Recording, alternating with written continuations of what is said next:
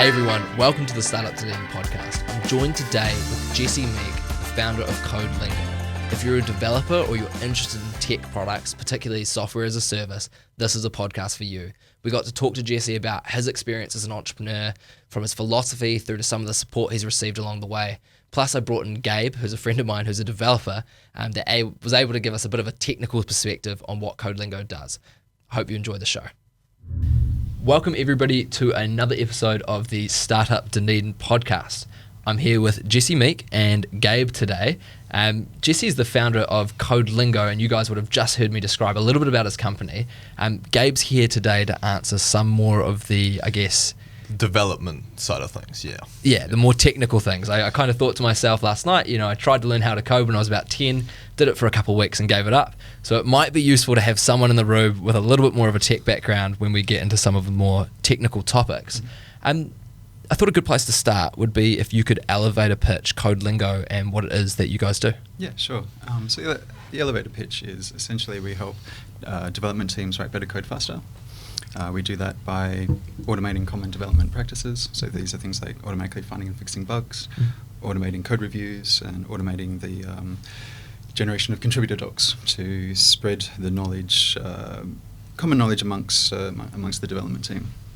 So we're less interested in industry standard patterns, and we're more interested in project specific patterns. Okay. So essentially what we're looking to do is enable the development team to scale up themselves. Developers are good at scaling up anything except themselves. Okay. There seems to be a natural degradation of knowledge transfer when a development team gets larger than about 4 or 5. Mm-hmm. So we're really looking to narrow in on that problem and enable these teams to achieve continuous higher standards. Mm-hmm. So whether this is a weekend team of 2 developers or 5,000 strong, wherever you are, whatever your standards are, you could always do better.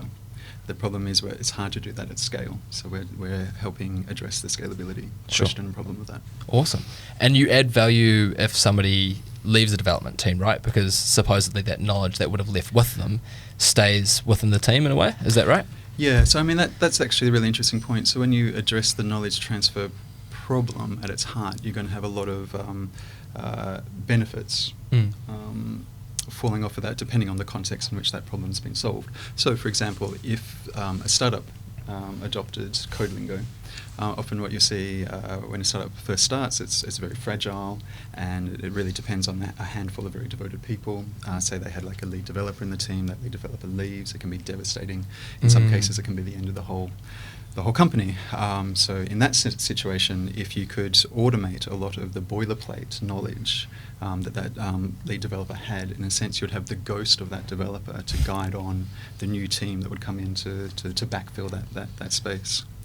Awesome. One way you can think about it is, so broadly speaking, CodeLingo is an analysis platform. So the big picture is we actually transform the whole software stack into a thing called a DAG, a directed acyclic graph. I'll look at the nerd when I say that. But you can just... We'll steer away from there. In the first instance, you can just think about it as analyzing code. And if you think about traditional code analysis, you essentially have two standard solutions to that. On the one hand, you have these things called linters. Okay. Linters are going to tell you how to write the best PHP or the best Python. They're not going to tell you how to write the best module for this project and this team. Mm-hmm. For that, what you need is a human reviewer. And there's an obvious bottleneck with that. So you have this dichotomy between, you can either have a very scalable automated review process, but it's very generic, or a very project-specific review process that doesn't scale. Okay. There's a sweet spot in the middle of codifiable knowledge and practices. This is a category of issues that are general enough to a project and a team to warrant automation, but specific enough that you're not going to find that automation off-the-shelf solutions. Sure. So this is really where CodeLingo is targeting, and the more we can make it easy to essentially encode and automate the tacit knowledge of teams, the more viable our solution becomes. Big picture, what I'd love to see is that the lead developers essentially just do their thing, and CodeLingo is essentially a system that wraps around that and collects the data exhaust, if you will, of that activity, and then automates processes based on that. Okay. I'll give you a practical example of what I mean by that. So we're targeting, right now we're targeting open source projects on GitHub. We have a funnel. At the top of the funnel, we kind of target more of those kind of more generic issues. That's a bit more like a linter. But as we get further and further down, we start to target these more high value repositories, and we really want to kind of flex our muscles and show what we can do. We actually go through and we analyze the backlog of this repository. So we actually go back and have a look at the history of issues and pull requests, and there's enough heuristics in there, if you look at it as a big data problem, to systematically identify what was a really painful problem for these guys in the past. Something that took them hours to solve, or something that there was like a lot of discussion around. So, this looks like a pretty painful point in that. So we look at that, and we look at how they solved that, and all of that's there open. You just look at you just look at that data exhaust of their activity, including the amount of time it took them to fix that bug. All of that. Yeah. Wow. And then what that does is it essentially gives you a blueprint to go like, oh, okay, so this is a project specific issue. It was obviously really close to their heart. Let's distill that into a thing what we call a tenant. So a tenant is an underlying principle that underpins automation of common development actions. Okay. That's my little speak. It just comes out. You've said that a couple of times. Yeah. You can feel like, aren't you? So we encode that into a tenant, and then I've lost my train of thought now. Yes, and then from that, what's been really quite exciting is we found latent possibilities for the same type of issue. Okay. Sitting in the infrastructure that they didn't solve. So, for example, they may have solved like one case of this particular issue back in the past. We've gone through, and CodeLingo's automatically found, like, for example, 5, sometimes 10 of these issues. Just one example. I can't name the company, but this company underpins infrastructure that's deployed in top tier software companies across the world. So there's a lot of money and a lot of reputation on the line. Their systems went down when they're deployed in their client's infrastructure. It took them 3 days, or took the team 3 days to narrow down that bug. The director of the project had to come off his Christmas holidays, and it was very painful. So millions of dollars lost, reputation lost, pain for the whole team. What we did is we had a look at a thing called the pull request. So a pull request is basically it's just pull request quickly. So basically, you have your repository here, new code to fix old code. The request to change the old code is a pull request. So essentially, we had a look at the pull request of the director who came in and fixed that bug, and right there was all of the information and all of the pattern for us to automate that. We took it into a tenant. We automated what we call rewrite. So rewrite automatically scans existing code and sees, is this pattern existing anywhere in it? And we found it. So we found a latent possibility for the same type of bug sitting there waiting to happen. This is a top tier company. It's funded. Has no problem with funding. Has no problem with talent. It underpins some of the biggest companies in the world. Wow. And CodeLingo automatically found a bug that they missed, and they're not unique. So the same pattern is just happening again and again and again. Wow. So and that time they get back is a value add in itself, right? Because that's time that they can spend. I bet doing other things. this must scale. The problem must get bigger and bigger with the bigger companies as well. That's right. Yeah, which is a nice problem to have. Yeah. Well, the interesting, from the business side point of view, the interesting challenge you have is quantifying value, because essentially what we're doing is we're saving time, we're saving waste, and we're preventing huge pain. But you have to kind of convince these large companies that that's worthwhile. That it's worthwhile to put in a sprinkler system rather than waiting for the fire engine to come in and put the fire out once the fire is actually burning. So the traction we have, the companies we have the easiest traction with are ones that have gone through pain in the past. And it's kind of been pushed up to the executive level, and pressure's been pushed back down to the CTO going, why the hell was this allowed to happen? Okay, cool, we solved and we fixed it, but what the hell are we doing to allow something like this to happen? And that's when the door opens to CodeLingo.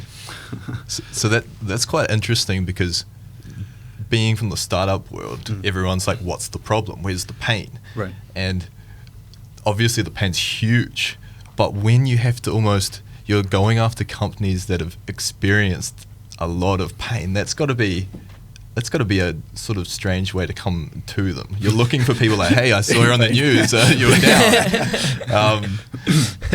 How have you found traction with people that are just, they've seen these other companies, they've seen competitors, and they don't want to go that same way? Yeah, it's a great question. So we're actually getting a lot of pull from these clients that have experienced pain.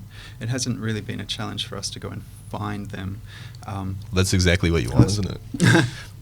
Last year we were focusing much more on like SMEs and direct, kind of essentially what you were saying, you know, and we had a very large client, and that followed on to 2 or 3 other large clients, and we were a very small startup, and essentially what we're finding is that all of our resources were being consumed by keeping 1 or 2 of these large companies happy. And so if we pursued that strategy of kind of chasing those large companies with lots of pain and showing, kind of proving ourselves what we can do for them, I could see that essentially we were going to turn into a service company. Okay, and I had to take a step back, and I had to think, like, for the same amount of hours and effort that we're putting in development to create these bespoke solutions on top of CodeLingo for these large companies, and to interface with these large companies on so many different levels, for the same amount of investment and resource, what if we stood back, we created a PaaS, platform as a service, self-service, that could actually transform the whole industry. So instead of like answering the problems of 1 or 2 big clients, see if we can actually answer the problems of the whole industry. We're backed by VCs, and it's that type of vision that they're backing. They're not backing a small group of people in Dunedin that could make a small group of people wealthy here. They're backing something that a deep tech solution that has the ability to disrupt a large industry. And so we need to really stay true to that vision. Even if it increases our risk of failure, we have to stay true to that vision. So did you end up keeping those big clients on, or did you handle closing that relationship? What did that look like? Yeah, it was really interesting. They're incredibly patient and incredibly understanding. It blows my mind every time just how cooperative the business world is. So I'm an entrepreneur by default. So I kind of do things backwards. So I was a developer. I've been a developer most of my life, all of my career. The problem I'm solving is a problem I experienced throughout my career. Okay. I tried to solve it inside the company where I worked. I took it up to upper management and kind of said, look, I've got full support of the development team. Here's a prototype. Can I have time to work on it? They said, sorry, we've hired you to work on the project. Yeah. And so essentially I was forced to create a company to solve a problem. Before that, I come from a very left-wing family. I did philosophy at uni, and so I was always very kind of anti, like, the capitalism, and big business world, and all this kind of jazz. And it's just my eyes have really been opened, and just the people, the companies, and the individuals that I've experienced through this journey have really transformed my perspective. Sorry, that was a bit of a rant, but yeah. So during this process, I think number one, it's about transparency and communication. I mean, that's what makes the world work. Like, and essentially, that's the manner that you build up as an entrepreneur. If you're somebody that people can understand where they're standing, even if they're standing in an awkward position, if you can manage that position, builds trust, right? That's right. And then people want to do deals with you in the future because they have a sense of where you are, and it's not like you just left somebody hanging because they weren't important to you anymore, or you just changed focus. Like uncertainty is risk, right? Yep. Yeah. Well, essentially, everyone you're talking to is accustomed to risk. Like, risk is a constant companion on this journey. And even when even if you're talking to your CEOs and your CTOs and all, they're essentially managing risk. They've got quarterly budgets, and they have to justify their decisions to the board. So they're in a similar position as well. So everybody gets that we're hedging our bets, and we're the tides can turn, and suddenly you're dealing with a problem you didn't even know existed. Everybody gets that. So I think it's much more. You want to be working and partnering with people that can swim in those tides that you've seen. Have kind of been around the block a few times, and they understand it and they get it. I hope that's not too abstract. But no, that makes perfect sense. I get that. Yep. I wanted to touch on, you were talking about going the VC route before. Right. Yep. Now, that is a big jump for some people, right. And it comes with a lot of other implications that a lot of beginners may not actually know. They might not think about, they might not experience until they're trying to swim. Yep. When you made that decision, was it reasonably informed? Did you go and learn, okay, this is what's going to happen, I'm now going for a big shot? Because CodeLingo is in some ways a a programmer's dream, really, isn't it? Mm-hmm. Yeah. You are abstracting parts that the programmer doesn't really like to do. Exactly. So, and that way I love it. It's amazing. It's very self-indulgent. So how did you go about the decision of, okay, this is going to be a VC-backed company? Yeah, it's a great question. So I think what's most important is to hold a clear vision of the future that you want to bring in to reality. And if you can hold to that, you'll naturally align with people that will help make that vision real.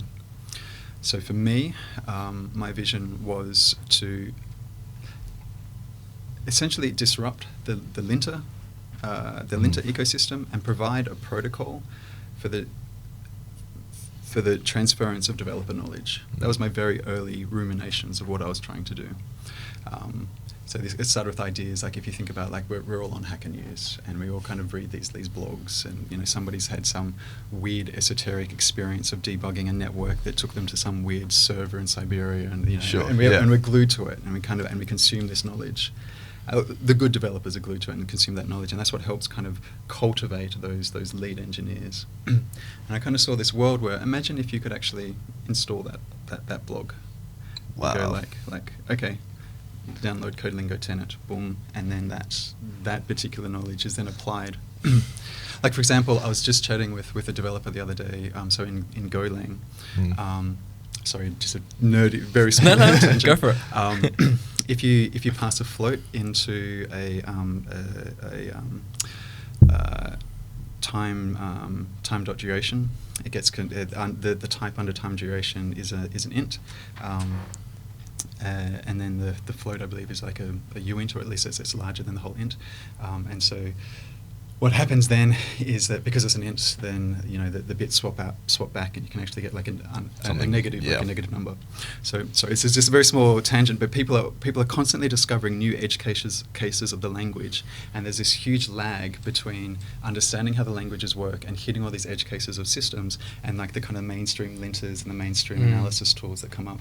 So right now, basically, what happens is you buy a big kind of analysis tool, and you have to wait for this war chest of kind of encoded knowledge from a third party. And you just have to kind of accept for them to tell you how to solve your software.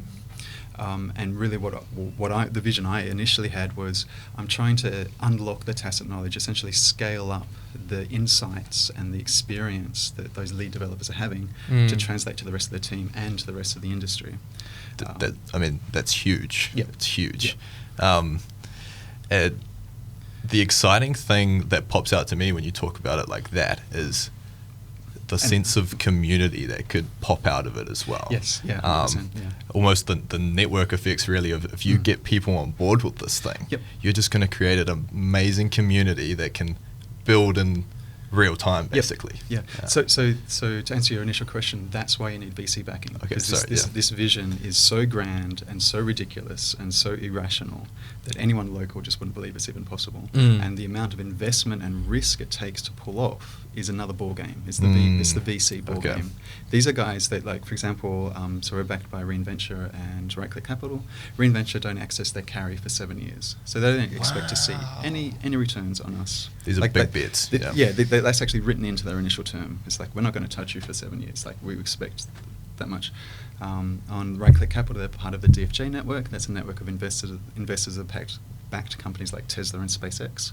So there's a very rich network there, and they've seen individuals transform the world. So it normalizes what would to most people seem ridiculously audacious. Sure. And you need that. You need to surround yourself with insane people, so your own insanity starts to feel normal. Right. And then you start to operate in a different way, and you start to see the world in a different way. So I was just recently in Sydney. With AWS? AWS, that's right, yeah. And while I was there, Reinventure had a founders retreat at Quarantine Station in the middle of the harbour.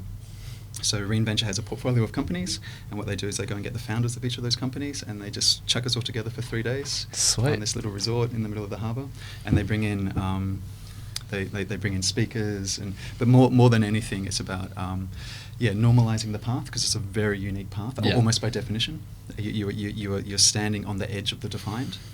And so the more you can associate yourself with other people that are defining their own paths, you find at least some bit of structure or some bit of kind of common experience or knowledge that goes like, okay, cool, it's not just me. This is actually other people this understand is like you. a really shitty hard path. Totally. Yeah. So yeah, and I think like an experience like that. I brought my lead developer along to that, and you could see his mind just blow because he wants to do his own startup in 2 or 3 years. And as an aside, that's what I hope I'm doing for everybody that joins CodeLingo. Is essentially what I'm offering is an experience for a VC-backed, early stage VC-backed startup, and I really hope that I'm cultivating like the next generation of entrepreneurs and to follow on founders. from that. I think is it Naval Ravikant? I think he Yes. talks about the Right. exact same thing, Interesting. right? Yeah. About anybody that works in any of his companies, he hopes eventually start something of their own, so they can get to their own level of freedom, I guess. Yeah, that's right. Yeah. And I think it's the only. So there's self-selection there. So it's only those crazy people that will come and work for something so like such a grand vision and so uncertain, and take so many risks. And so number one, there's that self-selection there. And number two, it represents like it's a different value system. So people kind of looking from the outside of the team and CodeLingo kind of go like, why are you working? You could probably get double the wage over here, and why are you working so hard? And I'm really transparent, like as I am here and there. So what I offer is, obviously ESOP in the company. So it's a chance you actually get to own part of the big payout at the end. But more than anything, like I really try to tune into what's your path. What are you interested in? So, for example, because we're part of these networks of these VCs, like I can pair up any of my developers with developers from other companies that are just a few steps ahead. Okay. And that few steps ahead is really important because if they're like 5 years ahead or 10 years ahead, those people are going to forget what it was like to be that early stage company. But if you can find somebody just a few steps ahead, again, it normalizes like, oh, this is like a logarithmic path that we're on. Like it kind of feels linear when you're in it, it's just like, oh, same day, normal job, same day. But actually what's happening is like same day. And it's actually Compounding. Yeah, compounding and going up. And sometimes it's hard to believe that. Like I don't think we have the minds to comprehend compounding systems. We have the minds to, everything feels linear, one day after the next. And so when you live in a startup and you're building a startup, the system operates differently. So you have to kind of hack your brain. You have to hack how you see yourself and your own potential. You have to hack how you see the potential of the people around you. You have to hack how you see the potential of the company and the market you're in. And so I'm constantly looking for ways to do that for myself and for the people in my team. So one way of doing that is pairing people up with like, oh yeah, this started at 0. Now it just got then it got like a 4 million valuation, 10 million valuation. Oh yeah, these guys just closed $20 million at like a 200 million valuation. And this was over in the past like 3 years. And you're actually sitting down talking to the person. They're flesh and blood like you, and they stumble and they say and and they don't always get the facts right, and and they're struggling through. And it's like, oh wow, these are people. Yeah. They're smart people. They're ambitious people. They're courageous people. They're creative people. But if you can find those assets within yourself, and if you can allow yourself to feel that you give yourself the license to pursue and to really shine, then you can create the same for yourself. Totally. So looping back to what you were talking about in terms of that founders retreat, right, and that founders group. I think it was Alice Robinson. Oh no, was it Alice or was it Anna Gunther? I had Anna Gunther on the podcast a few weeks ago, and she was talking about how there is a group of female social enterprise entrepreneurs that she's in that go away for a retreat, I think in the Marlborough Sounds, every now and again. They all get together, they go out there. They've actually accidentally started Cheese Cartel, which is a cheese delivery service. Okay. Accidentally. Yeah. Well, they bought the domain and they're like, well, we have to do it now. Nice. So that's really cool, and she gets exactly what you're talking about, having that kind of normalization of the journey. So looking to your right and being like, actually, this person's going through similar things. Right. Are there other founders that you meet up with regularly to get that same sort of experience when you can't have the luxury of going on a retreat with some other people? Yeah, absolutely. So Dunedin's actually pretty cool. So there's a bunch of CEOs from quite well-established companies here, really open to come and have a chat and have a coffee. I mean, that's what's beautiful about the New Zealand culture. Like everyone's just so down to earth, and it's just like, oh yeah, sure, I can spare 20 minutes for a coffee and have a chat. So I've definitely done that at key points, and that's been quite pivotal for me. Over in Australia, there's so one of the people that came in and spoke to the Founders Retreat. I forget his name now, but he talked about this process of he built like a $300 million company. He took on lots of investment, and it failed, and it kind of destroyed his life, and it destroyed his family, and he really went into quite serious depression. And he's quite open about that whole path now, and he came and shared that. And he's created a founders network over in Australia, and just sets a few ground rules, like, you can't talk about the value of your company. You can't talk about how much revenue is coming in. You can't talk about how you big raise. All of that kind of bravado shit. It's like leave that at the door. This is about humans talking to other humans about what is a very painful and hard path. So I've often thought it would be nice to have something a bit more formal like that in Dunedin.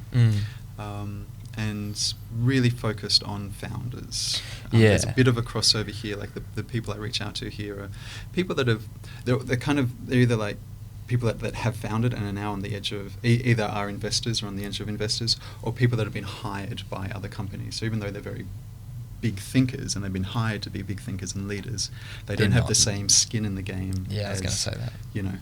Putting 100% of yourself into something. And so I'd love to get something very focused like that. Yeah, we're starting to... we actually trialled it a couple of weeks ago, an event called Takeaways, which is based off of, I'm not sure I'm allowed to say the word on radio, but F-Up Nights internationally. I as well. I'm sorry about that. No, you're fine.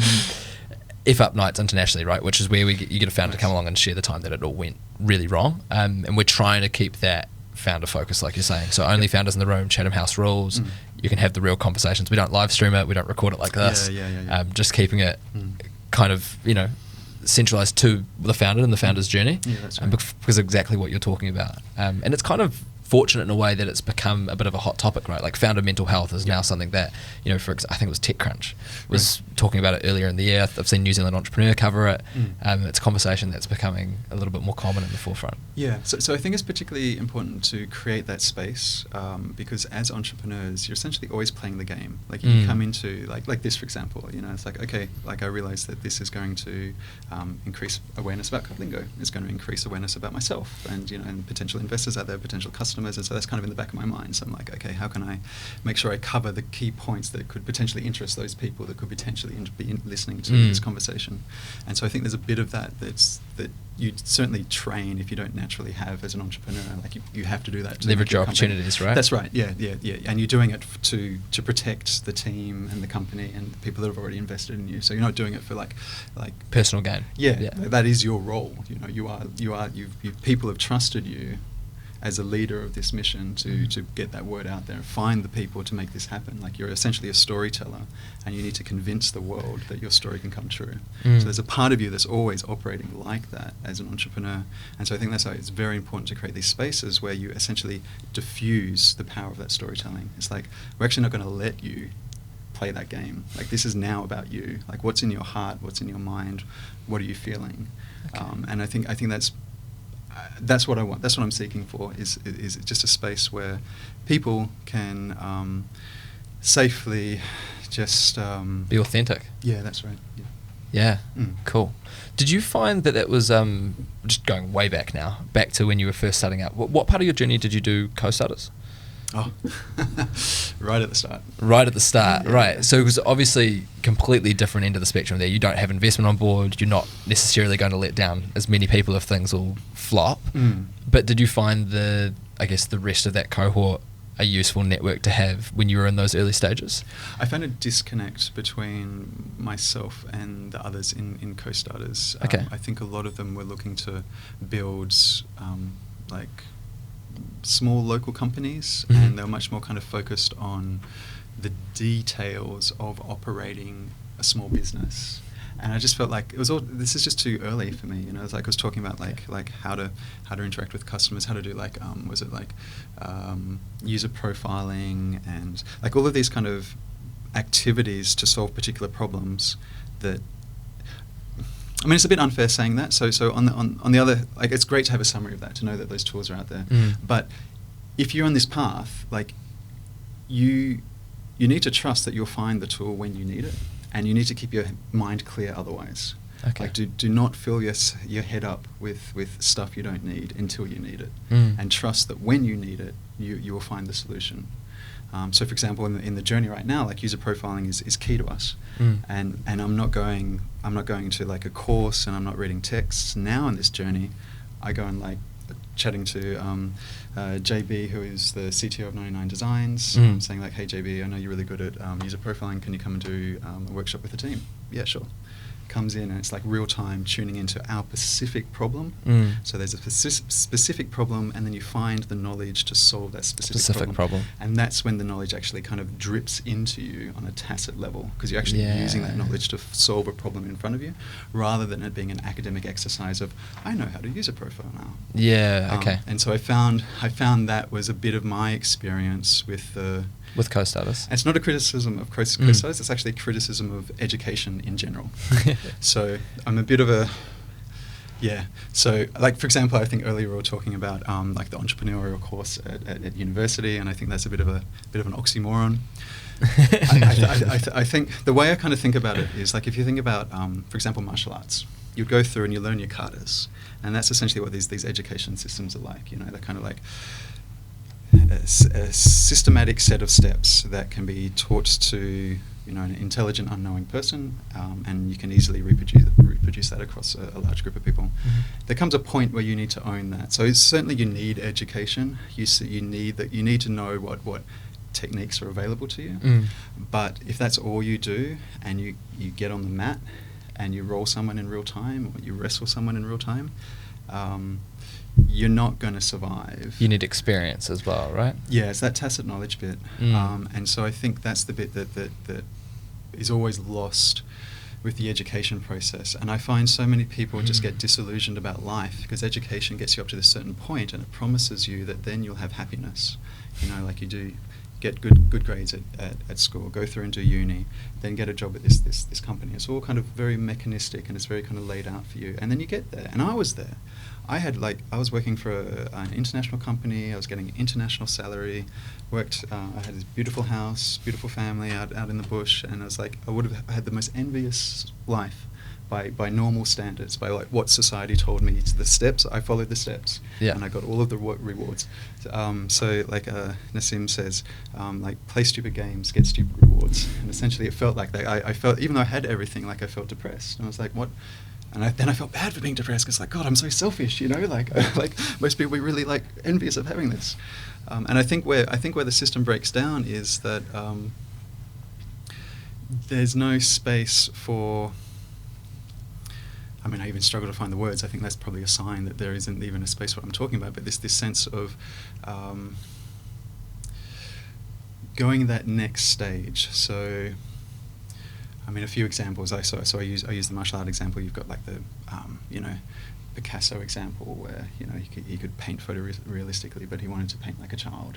And so I think there's this balance between knowing the rules in order to know how to break them.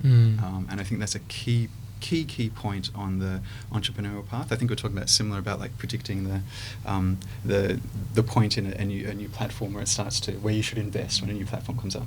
Now, obviously, if you could do that, everyone would be rich. So there's that unknown, and okay. So I think this is part of the key. It certainly was part of the key for me, and I think this is why it's so important. Why there's always a difference between a founder and any other type of role, no matter how much responsibility they have or how influential they have. Even if it's the Prime Minister or President, they're not the same as the founder. And for the founder, you're in survival mode. Like for me, I've put everything into this. So what that means is like I live, sleep, and breathe this. When you're in that mode, your survival instincts kick in. So you actually kind of associate. It's almost like that fight and flight. Mechanisms go like, I have to solve this problem, otherwise I lose everything. And no matter how much you're paid or how much status you get in somebody else's game, if it's somebody else's game, it's not your life. If you're working for somebody else, you're working inside somebody else's bubble.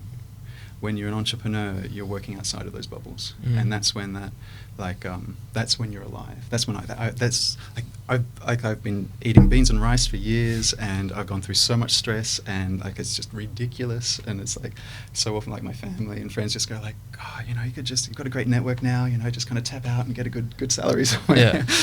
And I just can't. I knew if I did that, I'd be depressed again, and I wouldn't be as effective as I am now. As hard as it is, it unlocks something. I think it's similar to, Yeah, I think there's a dynamic in life between kind of feeling pain and feeling stress, and I think like on so many levels, that's how we operate as humans. Like you need a certain level, but it needs to feel real. Like that's the key point. You can't fake this. Even through education, or co-stutters or entrepreneurial courses or carters, you're never going to feel doing a carter. It's never going to feel the same when you're in the ring. And even if you're just practicing at the end, because I do jiu-jitsu and I've got a bit of a bruise from rolling today. But even rolling after class, it's never going to feel the same as when you do comp. And you're that person on the other side, you don't know them, and all they're thinking about is kicking your ass to get that goal. And when you're in there, you do stuff that you would never be able to do when you're just training. Stress performance curve is a thing, right? It's that upside down parabola like that. A certain amount of stress that you need to perform at your highest capability. Hormosis, I think it's called. There's a biological process which is a similar process. Yeah. And then if you get on the other side of it, too much stress or too little stress, you can't perform to the same level, right? Right. Yeah, exactly. Yeah, that's it. Yeah. Okay, so this is actually a really good point. So the other flip side of being on the entrepreneurial path, I think we need to think about it a bit like high-performance athletes. Okay. So if you think about a high-performance athlete, you push them like hell. But then you also give them massages, and you make sure that they're eating well, and you make sure that they're sleeping well, and they have these personal coaches to make sure that the whole life is in balance. So when they go out on that field, they're at their full peak. But it's like a full body experience, and we acknowledge that, and we do that for athletes. But I don't think we're quite there yet for with entrepreneurs. Yeah. And you have to be there for the entrepreneur, because that's who's investing in me, and that's who, especially at the early stages. If you objectively looked at the value of CodeLingo, it would be probably $0. If you looked at it in terms of a business. But if you look at it in terms of the potential, then it's, multi-million. But essentially that's the story that I'm telling. Yeah. So, and this is true of any entrepreneur. So the entrepreneur has to give confidence for the market to follow. Okay. So what do you do when you're in a slump or in a bad place, when you're going through those tough times? Is there a particular habit or routine or something you rely on to bring yourself back into reality or back to a good place? Yeah, it's a really great question. So I remember hearing another entrepreneur talking about this, and he tries to remind himself of why he started this company in the first place. Okay. What was that initial pain? What was that solution that he was trying to solve for himself? And he found that over the years of this startup, you're constantly invited to shorthand and summarize the journey. So similar to how we started this interview, give us the pitch. Elevator pitch, yeah. And you could hear me just rattle it off. Yeah. It's oh yeah, that's what I do. That's why we exist.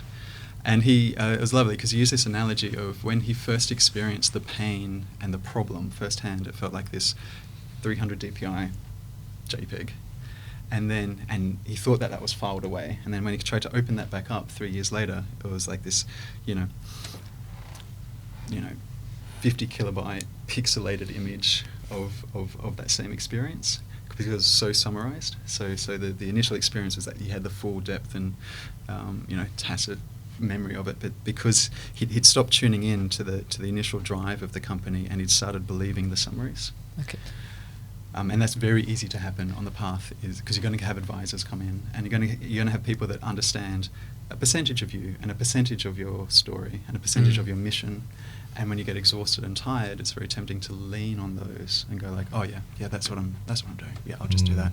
And especially because I think we're trained to be employees. We're trained to have bosses, and we're trained to have people defining the boxes that we operate in. And that same temptation happens on the entrepreneurial path, when people come in and they tell you what your path is and they tell you what you're doing. It's oh yeah, right, sure. People understand that. Yeah, sure. Okay, I could probably make some money because there's some kind of resemblance of product market fit or reception from the market. I'll just do that. And for me, it goes back to the VC question. For me, this is much more than just a quick path to cash. This is can what started with a single individual actually disrupt the whole industry? That would be something to live and die for. So what's the action you take to remind yourself of why Sorry, you started? I didn't even answer your question. No, you're fine. Is it just something like a document, or do you read something? Do you have a conversation with someone? What's the check-in point for you? So I'm hesitant to say what I do, because I think that you're looking for a formula, and I'm trying to be anti-formulistic in this. I think that's Yeah. like the key. You need to tune into yourself Mm. and find the techniques, whatever they may be, to remind you of you. And I'm not going to say what I do because I don't know you.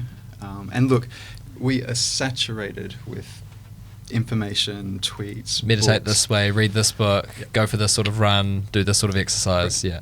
Can I just point out something I find quite interesting? Mhm. You're obviously a bit of a master of abstracting and thinking Right. of things. So the product itself even is, in a sense, an abstraction Yep.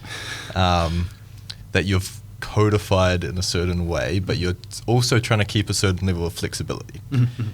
In some ways, that sounds similar to how you talk about entrepreneurship as a whole. You Yes. abstract it, you're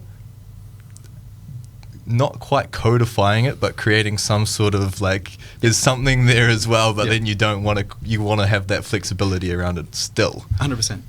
So do you see that kind of, it's not me just thinking, oh, wow, you know, like, do you kind of think about them in similar ways? Yeah, fantastic question. So I think that's the challenge. The challenge of to be human in the 21st century and going forwards is to straddle those worlds of acting at scale and acting authentically. And essentially, that's what we're trying to do with CodeLingo. Like, how can you act on a platform? And we're experiencing this every day. We're experiencing this with this podcast. We feel like we're having an intimate conversation between three people. It could be a few hundred by the end of the week, and could be a few thousand, wherever it goes from there. So we're already in this dynamic, whether we like it or not. We are constantly straddling the worlds of the personal and the scalable. Mm. So that's so what.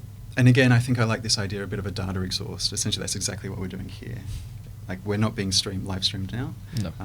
Even if we were, we're not directly engaging with the act of scaling up what we're saying to all of these people. That is an artifact of our primary focus and concern, which is transferring knowledge between us. Between the three of us, yeah. Yeah, an artifact of that is that there will be a recording, and that recording will go out, and that will get shared around, and so on and so forth. Mm. So this is the world we live in. Regardless of what you do, who you are, you can't not do it. We are constantly being recorded and monitored, and it's happening to all of us, and there's this data exhaust. So there's this relationship between being very present and very personal, and acknowledging that to be a participant in society, you will leave this data exhaust. So I try to actually take those principles and instill them in a practical level. You pointed up, I think you kind of hit the nail on the head. I have a mind which abstracts and philosophizes, and there's a danger there where your head gets stuck in the clouds and it doesn't translate down into actual practical value. And I always challenge myself to do that. You know, that's a nice idea, so what? Mm-hmm. So if we take this nice idea and we try to apply it practically, what we're doing in the company right now is we're creating a funnel. So we have this market, and then you have the addressable market, and then from the addressable market you have the people that have installed us, the people that have installed us down to the people that are using us on a daily basis, and so on and so forth. So what we're looking to do is actually automate, scale up that whole process. We've been reaching. It was 50%. Now it's 100% week-on-week growth. Since we launched this campaign, which is about 3 months ago now, and we hope to scale. It was only about 3 months ago, so we're still in the hundreds, but by the end of the year we want to be in the thousands, early next year tens of thousands, so we're looking to scale up this process. But how we actually implement that is we always start manually. Okay. So we don't automate anything until we've actually done it personally ourselves. So when we first started with the funnel, and we went out and just found open source repositories on GitHub and tried to kind of what would be done automatically by the bot, we would just do manually with our accounts behind it and see like what language works, what doesn't. It completely fell in our face. We thought it was an existential crisis, because like the community thought that we were a spam bot, and we got like the developers hate marketing, and we just got everything wrong. But because we're doing it manually, there was a tight iteration loop. It's like, oh my God, we got to, okay, try this. No, I think that, okay. A few debates inside, a lot of tension, a lot of stress over those 2 weeks. And that's probably that was kind of the pivotal point in the company, I think, those 2 weeks. And another side point, I think you need to seek pain and you need to seek failure, because that's where the lessons are. You have to seek out those challenges, and you have to instill that in your company culture. Like, if you're not failing, you're not doing your job as a startup. You should be always on the edge of like, you know, if you're not pushing those boundaries. You're hitting the boundary, yeah. Yeah. Yeah. Yeah. There is no boundary because you hit it. Like you're into safe. the next area. Yeah. Don't play safe. So we did that manually. We iterated, and then then the iterations kind of died off. It's like, okay, we did that, you know, maybe 4 or 5 times. It's like, yep, they seem to like it. And so we went from like 0 acceptance to a 4 out of 5 ratio. So for every 5 repos that we went out to, 4 of them accepted us through that tight iteration. Then we automated that. And once you automate that, then suddenly the resources free up. Then suddenly we've got like 4 developers that are free to go on to the next level. Okay, you know, they know us, they're interested in us. Now let's make it smooth to install. And now at that level, now at the next level, and what we're focusing on now is the daily active user to try to make it. So people kind of roughly get the idea of CodeLingo, and they are roughly engaging with it, but there's still a bit of hand-holding from us. So what we're trying to focus on right now is to really enable the end user to, without any knowledge or investment, to crack open the value of CodeLingo for themselves. Okay. And we're doing that. So, but we did all of that manually. So we found these, like for those patterns, for example, like going through a repository and finding these past pain points, turning those into tenants, and automatically finding other areas where those pain points still exist. We did all of that manually, and it's like, okay, there's gold there. If we scale that up, like, you know, that's a, you know, $100 million business right there. So it's that same process. So that's an example of how, like, it's really important to abstract and think philosophically, but then it's always important to challenge yourself to kind of anchor that down into principles that show results in the real world, because that's how you build reputation, you know, accountability, authenticity, all that kind of jazz. Like, the only reason you guys even have me in here is because I created CodeLingo, and that warrants me, you know, this hour or two to rant on about crazy philosophical stuff, because it's like, okay, this guy's done something that's reasonably unique to have been achieved in Dunedin. I want to learn from that. I want to kind of cherry pick the way he thinks about the world and see if I can learn some stuff to get an advantage myself. Yeah. And so that's how you build up that attraction. Is essentially, you shouldn't have to. People come to you because they see the data exhaust of your activity, and they go like, okay, how did that person create that wealth, or how did that person create that network? You don't necessarily need to be the person self-promoting on YouTube saying, I'm going to sell you an e-course that teaches you how to start a startup or whatever it is, right? Yeah. Okay. In some ways, they've sort of followed a similar thing, though, right? They've created something, and whatever level of abstraction they wanted, they had to probably do it manually, create something that can then be passed around a ton of, like, I think Naval talks about that as well, creating these leverageable tools that once you have one of them, you can spread them out and give a lot of people value. Yeah, that's true. And that sounds like a similar sort of thing that you do, is you go into the abstract while you're creating this thing that can be replicated, but then you need to bring it back down and actually make it. You actually have to and make sure that it's hitting that pain. Yeah. And so it's that constant balance, or like intertwined between the two, to actually create these things that can be scaled. And that's why I left academia and went into the commercial world, because there's an honesty there. You know, like, it's so easy to just I keep wanting to swear, but it's so easy just to create lots of very silly things and feel very self-important and have zero impact on humanity or the world. So I love that you're constantly challenged to put your money where your mouth is. And the proof is in the product of how you conduct your life. Yeah. So what does customer feedback look like for you guys now? What does that loop look like?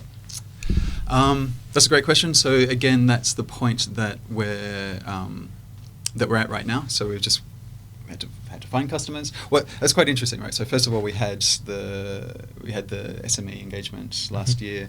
Obviously, a lot of very tight customer feedback there, lots of insights there. But now we just we let that go. We looked to build this self-serving application funnel. So we're just moving through that process. And right now, we don't have a great systematic way of gathering that feedback. Like, it's all pretty organic. Slack messages, emails. Right now we're kind of doing spreadsheets. Okay. So we've got some crazy spreadsheets. Like everything is just organized in spreadsheets. Like even the top of funnel, even when it automates, and so we automate the spreadsheets as well. Yeah. So you start writing them manually, but then so we have these bots which are like literally interacting with people, literally interacting with GitHub, and literally updating our spreadsheets for us. So it's like this kind of this bit by bit. And I think that's the vantage point of kind of we're all techie. As well. So we can kind of like why would you pay and it's not even about the money. Why would you use some other system that you have to shoehorn your problem into and think like they want you to think, when it takes us like half an hour to just whip up a script and kind of automate these little bits? So we've got that. We've got spreadsheets of comments and spreadsheets of metrics and all this kind of jazz. And again, it's that same principle of like you'll feel it. You'll feel it at the point where like this kind of manual bespoke solution is just getting too much to manage. And then you go, actually, okay, it's probably that at this point and only at that point are you then justified to go and get a proper CRM or more systematic process to solve it. Would you say the same thing to customers of CodeLingo? Yes. Having said that, there are different segments that we're targeting. So, for example, first touch point of CodeLingo, we look very similar to a linter. But where our real value is those people that are frustrated with the limitations of linters. So these are developers that have experienced bugs that are just out of reach of their linter. And you need to have experienced that to really appreciate what CodeLingo can do. And you need to have experienced the frustration of doing endless reviews and trying to tell your developers to do one thing, but they end up doing another. It's a really interesting dynamic that you'll hit when you a lead developer on a larger repository. Repositories, they have their own life. So there's a term called cargo culting. So essentially, you can think about it like memes in the code base. I'll give you a practical example. On my last team before I quit, we had this system. In the system, there's these things called workers. Workers are just agents which do a bunch of work, and they needed instructions of what they're going to do. So they go and talk to the database directly to find those instructions. There's a list of instructions. So workers' instructions. Lead engineer came along and said, like, okay, look, this isn't scalable. We need to introduce a business layer. We need to introduce an API. No workers go directly to the database. They go through the API first. Pretty simple. Like you think like no one on the team had less than 10 years experience. You think would get this. And yet there's these are all open source. So I'm happy to share them. There's this series of emails on this email thread of the lead engineer just so frustrated. Like he's like, and he says like, I'm going to treat. Because people keep writing workers that access the database directly, and he says things like, I'm going to treat any more of these like deliberate sabotage attempts. I'm surprised and saddened that our institutional knowledge didn't catch and correct these in the first place. And if you roll back and you kind of ask why is this allowed to happen? What's going on here? So imagine you're a developer, you've been thrown into this new team, and somebody says, we need to write a worker, and it's due by the end of the week. And you go, what the hell's a worker? So you've got your Git, you download your code base, you fire up your IDE, search worker. Okay, yep, okay, cool, looks like this is where workers are defined. Okay, cool, worker accesses the database directly. Okay, cool, I'm going to copy that, write that, and I'll use that as the basis of my new worker. So that's essentially what I'm talking about when I'm talking about cargo coding and these kind of meme generations. So there's a state of the code base right now, and it has all of these inefficient structures within them for historical reasons. You've been put under pressure and you don't have resources or time to do it the proper way, so you take a shortcut. But code doesn't stay still, and code is constantly changing and evolving. So these old patterns are in there, changing and evolving. You've got your lead engineers that they're aware of this, they know of the historical reasons, they know of the current state, but they know of the future state that they're trying to drag everyone along with. But there's this counterpull of these old patterns reproducing themselves. And you see this again and again of this, especially on large teams, and especially very, very fast moving projects. So with CodeLingo, that's simply one tenant. So it takes 10 minutes to encode it, and you'll protect from any new code coming in, or catch it straight away. Sorry, there's a pattern here where the worker's accessing the database. Please don't do that. This is the way we do it now. Yeah. Tied with that, we automatically generate documentation. So another pattern that you'll experience through if you've been writing software for a long time is that the docs always lie, and there's this out of sync between the docs and the code. And I've seen so many times where if you follow the documentation of how to code and contribute to this product, you're doing exactly the opposite of what is required in the code. Like it's so prevalent. So with CodeLingo, you have one tenant. You update that one tenant automatically. It's going to refactor the code base to come up with the new standards. It's going to generate those contributor docs. Only new people coming in will see it. Anyone that ignores those docs, they're going to get their wrist slapped when they actually try to put the new code in and be pointed back to those docs and say like, sorry, this is the wrong pattern. Please have a look at the docs and try again. So yeah, I think you need to have experienced a few years and that kind of pain before you can really understand the value of CodeLingo, and that's certainly they're the key people that we're targeting. Yep. But it's a funnel, right? So you meet people where they are and you go on the journey with them. Because anybody that starts, whatever stage you're at, if you're successful as a project, you're going to feel the pain. And this is where technical debt comes in. So technical debt is essentially shortcuts that you take that you essentially tell yourself that you're going to pay off in the future. So you write code in a quick and shitty way now because you need to meet a deadline, and you tell yourself that you'll circle back and you do it properly. But the problem is that we never get around to circling back and doing it properly. Yep. Yeah. So and it's there, and people can then look at it and go, "Oh, that's how it's done." If it's someone coming onto the team. There you go. Yeah. Yeah. So some really great reports out there. My favorite one is the chaos report. It was the chaos report. yeah. So it was named retrospectively chaos report. It came out by the Standish Group, and it started in, I think it was 95 or 96. So it's an industry-wide study of how successful software projects are. Success defined by on time, on budget, and met feature requirements. Back then, 16%. Only 16%. They surveyed like 9,000 projects, so only 16% of them were successful. And this was so shocking that they thought, we have to do this annually. It was never initially intended to be an annual report, but it was just like the report's just like, this is crazy. And so fast forward, last time I checked it, which was 2017, we're only up to 30%. So still only 30% of all software projects that are started are actually successful. Gartner, which is another body that does industry-wide studies, back in 2015 estimated technical debt to be a $1 trillion global problem. And Stripe came out with a report last September that estimates companies to be losing $85 billion a year, one way or another, to bad code or technical debt. They estimate that out of a 40-hour work week, 17 hours of a developer's time is spent one way or another maintaining the complexity of the code rather than adding new value. Okay.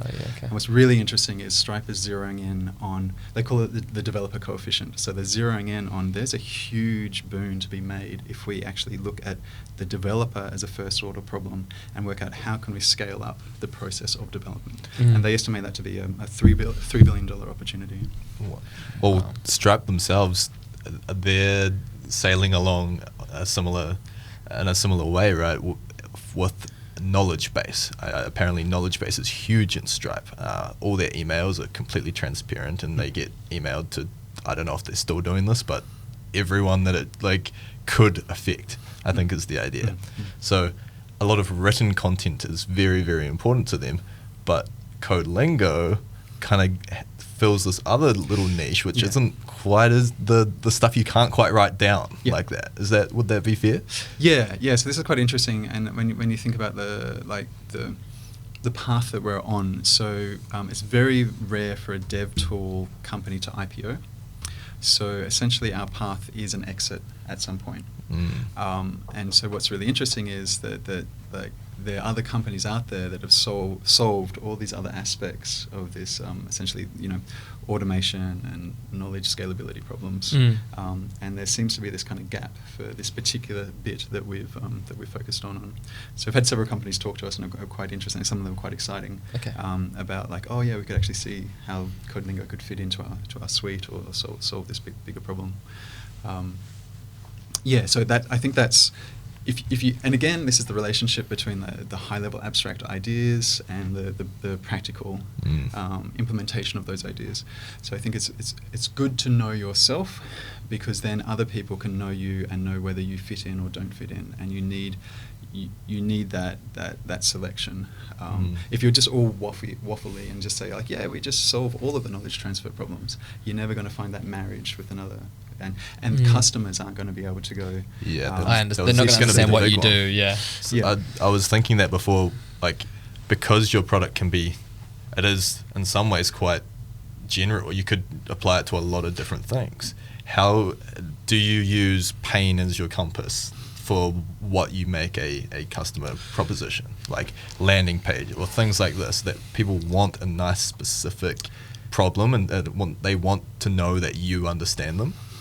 How do you kind of deal with this really general thing and bring it back to, okay, this is what it is? So the really general thing is the back office. So we use the really general thing essentially now this wouldn't be a commercial pitch for me at all. Like basically what I'd say is we find and fix bugs, we automate code reviews, and we generate contributor docs. Done. That's it. Are you interested in that? Here's a product. Okay. But for us, that's like the tip of the iceberg, and the iceberg is the big abstract concept. And what you want to do is make sure that you're not attached to that particular tip. What you need to be attached to is that big abstract concept and that big vision, and essentially that's the trajectory that you've signed up for, and you're constantly going to be course correcting as you get closer and closer to that trajectory. The closer you get to that target, the more high fidelity information you're going to have coming back from your users. And the further you are away from that trajectory, the more general those indications are going to be. Are we even in the ballpark? Should we be doing code analysis, or should we be doing email management? So you're kind of finding your way in. Yeah, and then the closer and closer you get, it's like, well, we're 100% in this space. Now, should we put our button up here or down there? That's like right at the pointy end. Okay. Have you reached the local maximum as well? I think that's a interesting sort of... That is an interesting one. So I would think local maxima. So my interpretation of local maxima and applying that to CodeLingo is we have a very broad technical vision and roadmap. So right now we're focusing on code analysis, and that would be the local maxima. Okay. That's enough. That in itself has already been enough to get several rounds of VCs, and it'll probably be enough. We're banking on it being enough to get our seed and Series A. Beyond that, we want to break out of that and go, actually, you know what? It's not about just the code. It's about the whole software stack. And we've got prototypes along these lines. So we can look at the VCS layer, like Git information. So we can answer questions that Git Prime does. So things like, who's your most active developer? Which developers are associated with which bugs or which patterns, things like that. Then on the other end, we can do runtime analysis. So when we can take a snapshot of runtime and we can go, okay, system crashed, let's have a look at the thread deadlock and let's associate that back down to the AST. So these different, the big picture is essentially what we're doing is we're turning the full software stack into a big data problem. And then CodeLingo is essentially a search engine against that big data. And whatever patterns you're interested in whatever domains of that whole SDLC, software development lifecycle, you can encode and then automate. Right now we're in the local maximum of the code.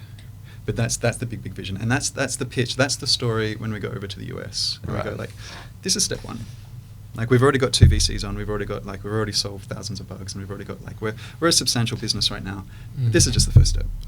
That's really interesting. I think that's something a lot of people struggle with potentially is, I need this local maxima right now to kind of be getting my grip, getting my grip on who my customers could be, how am I going to get into a certain market. I think a lot of people struggle with that, looking further than that. And I've definitely felt it being part of a small company, and if you're struggling for cash, you need to be like, okay, what do I do now? That's a good way to find your local maximum. But it can be it's the pain point. Yeah, definitely. And it's a really important point, I think, because to be able to look further, that's a real skill, and a lot of people might, and you probably can't even know it that well. You just have to know it's kind of there.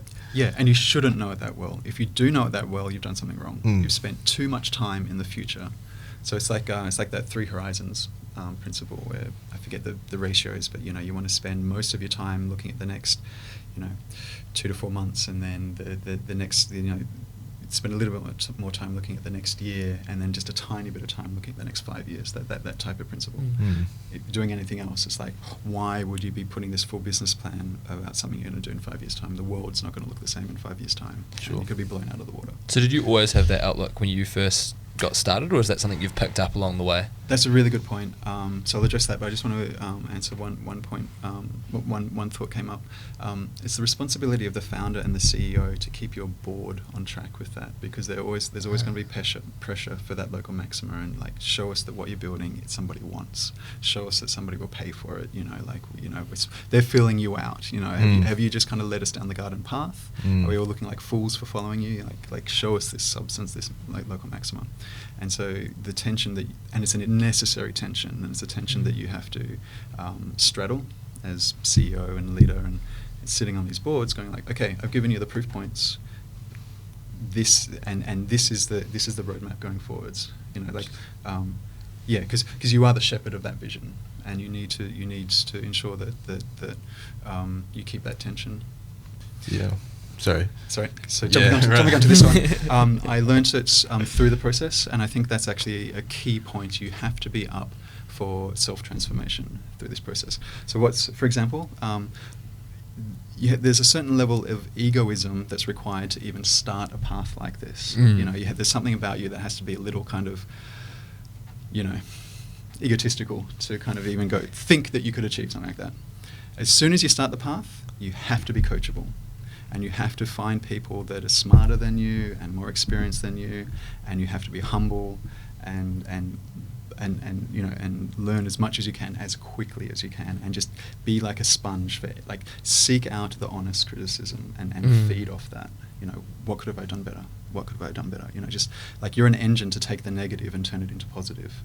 As a general principle, as a startup, I mean, that's what you're constantly doing. As a person, you're looking for the failure. You're looking for that scary stuff that nobody goes near, and that's your raw material. Go and find that stuff, and go and turn it into the positive. So you need that, and through that path, like, if I look at what I'm doing now, like 3 years ago, like the stress I'm dealing with on a daily basis, I'd be like rocking in the corner. Like, I would just be like, nah, tapping out.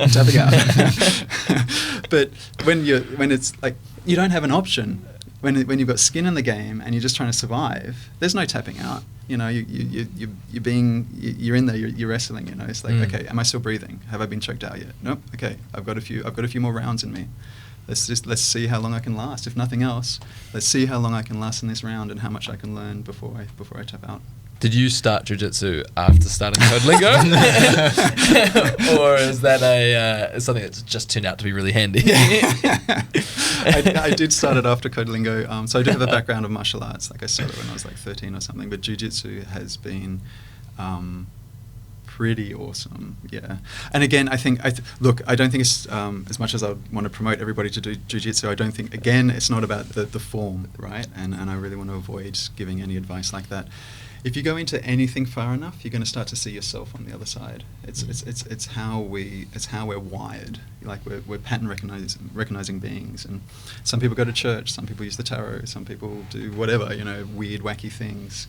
But if you're just really present with that and use that as a medium to feel yourself and see yourself, for me, it gives me a language. It gives me a language and a set of tools that I can use to talk to myself about what I'm going through. And like, for example, some days I go into roll, and there's I'm around 80 kg. Some of the guys I'm rolling with are like 110, 120, and I'm like stuck under this guy, and I'm like, and I get like, for the first 6 months I had panic attacks. Like, I had to leave the class early, and it's like, oh, I can't do it.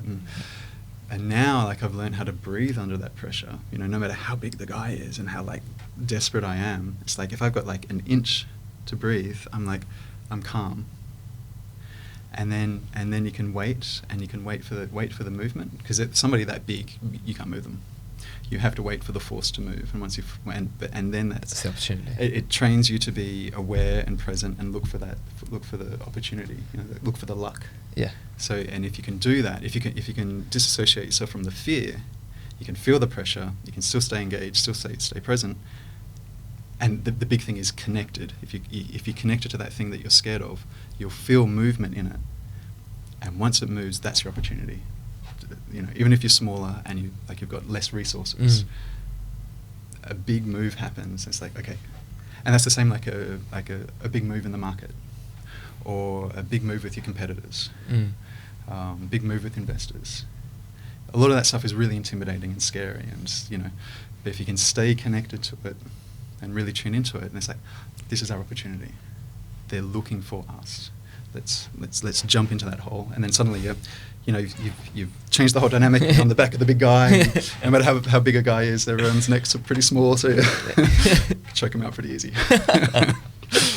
Awesome.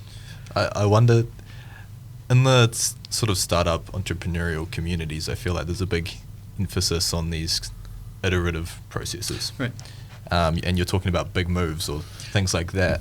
How does that fit in?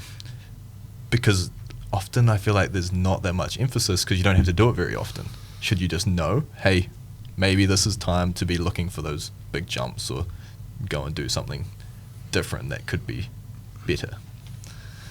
Yeah, I think that's a great point. So it's so easy to micro-optimize, and there's so many tools out there that are helping you to do that, like Inbox Zero, and and Slack, and whatever the latest trend is. Like, we're constantly bombarded with these ways to optimize the micro actions, and it's going to sound cheesy, but what comes to mind is that, I'm not sure if you saw that old movie called Happiness. It's about a guy that was down on his luck, and he gets a chance, he gets a break at some kind of... Is it with Will Smith? Yeah. I've seen Happiness, He gets a break with some like finance business or something, and it's all about, he has to kind of like close all these deals. So he's given this like big wad of people to follow up on and try to. I think he's trying to sell something like that. Like some sort of scanning machine, isn't it? Yeah, it's like medical scanning machine. Yeah, medical device. Yeah.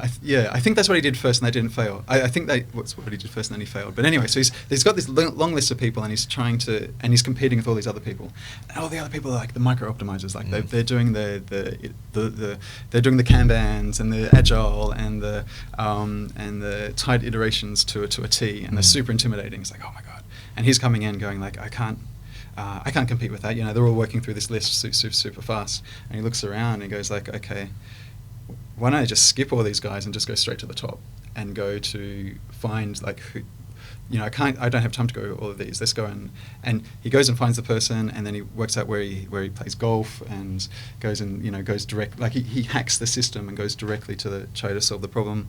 That didn't work, but then that person gave him a reference to somebody else, and then suddenly he's on a different path. He's on a different path to just focusing on the iterations, focusing on the mechanistic. And again, I think this ties back to having skin in the game, and the thing about having skin in the game is it helps you prioritize. It helps you understand what the bloody problem is that you're trying to solve, and helps you make judgment calls. And I'm constantly frustrated with this with myself and with my team as developers. We're just constantly over-optimizing the wrong things, and we hate writing half a system or shitty code. And it's ironic that we do this ourselves with CodeLingo, but we have to do that because we are a small startup, and we go like, okay, what's most important? You know what? If we just cut this whole thing, we've saved ourselves 2 weeks. And so that's probably the most high, like we were talking about leverage before, that's probably the most high leverage thing you can do as an entrepreneur and as a startup is judgment. It's all about judgment, right? But judgment, and this goes back to the survival instinct, you're only going to make those, you can only make those life and death judgment calls if it is life and death. If you're being paid to do like 9 to 5, then what you're going to get, what your life and death is impressing your boss. So what you're going to get really good at is understanding your boss, managing upwards, meetings, reports, all that kind of jazz. That's what you get. That's your life and death. That's your job, not job, employed, not employed. So that's what you have activated in your system to win that game. To win that game. Interesting. So so play the big game, and you win the big prizes. Awesome. And once you do that, you just naturally, you can't help but do it. Like, it feels uncomfortable. It's like, why are we doing all this iteration when we could just, like, what are we even iterating for? What are we trying to prove here? What's the point of this? Like, okay, let's take a step back, and why are we all even in this room? Why did we come here? What problem are we trying to solve? Who cares about what we're doing? Like, and really genuinely, honestly do that. And you go like, oh yeah, right. there's a whole bunch of developers out there that are really frustrated, and there's these big systems out there that like literally people's lives are depending on these days. Okay, cool. All right, so let's think about them rather than us. Let's think about like their pain points and what they're currently experiencing today versus the optimum solution that we could develop. And that's the trap you fall in as a developer. You build the perfect solution and try to push that out. Yeah, interesting. So in that sense, you do need iteration, but I think iteration, if you focus on iteration, you're focusing on the form rather than the function that it serves. And that function is tuning into the actual problem and helping you make those quick judgment calls on new information coming in. So it's the trajectory principle, right? Like the closer you get to the trajectory, the more data you kind of come in. You need those close iteration loops and the closer and closer you get to the trajectory, the more and more tight those iteration loops come. All of that's completely pointless if you're targeting the wrong thing. An interesting thing that I thought of was the pain can be one way of finding that trajectory, but in some ways as a business, it's also how much money is someone going to spend on that? For how much do I have to spend to solve it? Would you say that's also part of finding, that's part of your pathfinding trajectory? Yeah, that's an interesting one. So again, this kind of goes back to that tension between the local maxima and the big vision. And we've had these conversations a lot on my board. Really? How much are they willing to pay for? Well, how big is this problem? I mean, for example, like the first client that we actually were engaged with, it's a huge client, $13 billion income over in America. They actually installed a system. They paid a $300K annual subscription for this system. Interesting side note, this system was your more kind of traditional linter platform, and they turned it off because basically what that system did is it came in and it's told them to start writing their code according to these industry standards. And so they changed like 10% of the code base, and then that just like created all of these issues through the rest of their system. So I think this is a side note. I'll get back to your original question, but I think if you think about patterns and standards within code bases, it's much more about a strategy rather than an absolute. And so what's really important is that you have a consistent strategy that's well communicated across the team, and that you're moving fast. Otherwise, it's a bit like having a sport team and you have two coaches. Yeah. One coach kind of trains 3 of your team, and the other coach trains 7. Yes, ain't gonna work. I'm sorry. Remind me what your original question was. I was just talking about how you're the money. Yeah, cool. So by those standards, we should have chased that. Like we could have had like a single client there. Like if we undercut, like we're going to do like 200K annual subscription, but we'll give you like a 2 years discount. So with 100K. Over 3 years, something like that. So that's you'll do that, and then you'll just build up your SMEs. Another way to look at it is if you have large-scale engagement across a very large industry, if you hit that product market fit at a huge scale, you only have to commercialize a very small percentage of that engagement, and you'll blow out any other kind of revenue out of the water. Sure. Yeah. So you're banking on... Yeah, okay, I see. So there is still a certain level of finding the money. It's just that it's... I would say it's finding the value. Finding the value, okay. Yeah. And then a percentage of that will convert. Yeah, for sure. So currently how we're thinking about it is there'll be a free forever tier, and then after that there'll be like a per month per user tier, and then after that we're looking at like a virtual QA service. So this is essentially those people that just want to click a button and not think about anything else, and they'll have it'll be a mix of like an AI/human developer that will go and just automatically analyze all of the data exhaust of their development process, and just automatically start to improve their communication in their code base. Sweet. I've been rambling a lot. No, it's all good. It's all good. We're just checking on time. We're I think we've got about 5 or 10 minutes left. Yep. So unless you have a couple more good questions, I think we're gonna have to get you back on the show. I literally only got through about half of my questions. Sorry about that. No, don't be sorry. Just a treasure trove of information. It's been fantastic. Like we were talking about before the show, we always end on if there's a plug or something you want our audience to take away. So feel free to talk down the camera, talk to us, whatever feels most comfortable. Absolutely. So we currently have a bridge open.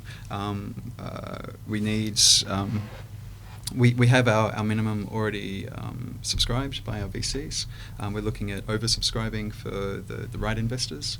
This is a very small window, probably only be open for about the next month and a half or so. Okay. This bridge is just setting us up to do a seed in early 2020. So if you're an investor, please reach out. I've got a pitch deck. I can talk you through this. I can show you all of the metrics, the roadmap, show you the team, and any customer conversations you'd like to have if you want to come and join us on our journey. So that's pitch number one. If you're a developer, you can find the app on GitHub. Mm-hmm. So if you just go to github.com/marketplace/CodeLingo, you'll find us there. It's a one-click install, and you can get rolling. And just general handles, CodeLingo.io is the website, and you can find me at Jesse Meek on Twitter. Awesome. Right. Thank you so much for Yeah, coming on to no the problem. show. Awesome. And thanks, Gabe, for being here and being able to dance it's a with all the pleasure. technical questions. But yeah, definitely fun. need to get you on again. It's Yeah. been an absolute pleasure. Cool. Cheers. Yeah, thank you. Thanks for the opportunity.